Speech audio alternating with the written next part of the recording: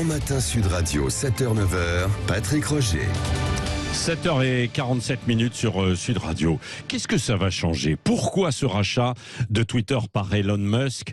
Nous sommes avec Olivier Babot, économiste et président de l'Institut Sapiens. C'est un think tank qui s'est donné, je cite, pour prérogative de remettre l'humain au cœur du numérique. Est-ce que ça va être le cas aussi avec Elon Musk? Bonjour Olivier Babot. Bonjour. L'un des objectifs affichés d'Elon Musk, c'est la liberté d'expression. C'est ce qu'il dit pour annoncer et justifier ce rachat de Twitter.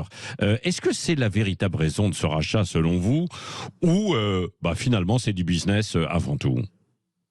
Alors, il peut y avoir plusieurs raisons. Une première raison, ça peut être juste le caprice. Parce que quand on est aussi riche qu'Elon Musk, on s'ennuie dans la vie, et faire des choses un peu amusantes de ce type-là, qui font parler le monde et qui l'amusent, ça peut être une motivation à part entière. On se souvient que Hyperloop, le projet complètement en réalité fantaisiste de train dans un tube, en fait, c'était avant tout pour faire marrer la compagnie à peu près. Ça, c'est la première explication. La deuxième, c'est effectivement l'idée que vous allez acheter un réseau social comme autrefois un capitaine d'industrie allait acheter de la presse pour avoir de l'influence auprès des pouvoirs publics, auprès des politiques, parce qu'on vous écoute beaucoup plus quand vous avez un média comme celui-là dans votre escarcelle.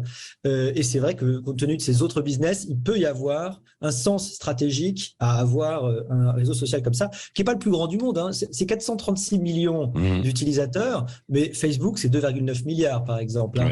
C'est vraiment pas du tout le plus grand réseau au monde. Oui, mais qui a beaucoup d'influence. Il a acheté ça pour 44 milliards. Oui, mais qui a beaucoup d'influence, notamment dans la sphère politique, on l'a vu. Est-ce que d'ailleurs, il y a une volonté politique d'Elon Musk aussi avec ce rachat? Olivier Babot. En fait, c'est la troisième explication, qui, à mon avis, est en tout cas celle qui est la plus explicite, puisque c'est celle qu'a donnée en fait Elon Musk depuis longtemps, parce qu'il a communiqué, il a été tout à fait franc sur sa volonté. Le jour où il a annoncé l'achat de Twitter, il a tweeté "The bird is free", l'oiseau est libre. Et c'était bien son idée, c'était qu'il critiquait depuis très longtemps une forme de dérive de censure d'un réseau qui effectivement a laissé de moins en moins peut-être de liberté et était un petit peu arbitraire dans ses façons de fonctionner. Au départ, le réseau, il a dû agir parce qu'il y avait en effet ces phénomènes de violence, de concentration, de lutte en bande qu'on connaît sur les réseaux sociaux. Donc ils ont été sommés d'agir, tous les réseaux sociaux, mais ce faisant, ils ont plutôt fait de la politique, puisqu'ils ont imposé la morale, mettons, woke et il est contre le wokisme, Elon Musk. Vous pensez que justement, quelque part, à travers Twitter et son action, là, il voudra lutter contre le wokisme? En fait, il y a une guerre des valeurs. Très clairement, aujourd'hui, les États-Unis sont complètement coupés en deux. Vous le voyez aux élections présidentielles, c'est quasiment 50-50. Vous avez 50 mettons, de relativement progressistes. Là-dedans, vous avez les très progressistes, et puis le côté démocrate, et puis ceux qu'on pourrait appeler plutôt les conservateurs, qui sont les républicains.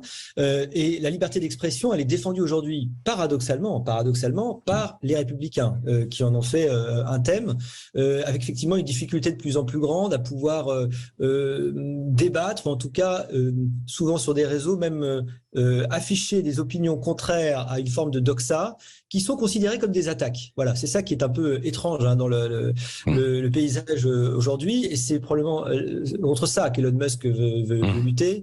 Il a aussi tweeté "Comedy is back" on Twitter, c'est-à-dire qu'on va enfin pouvoir rigoler, quoi.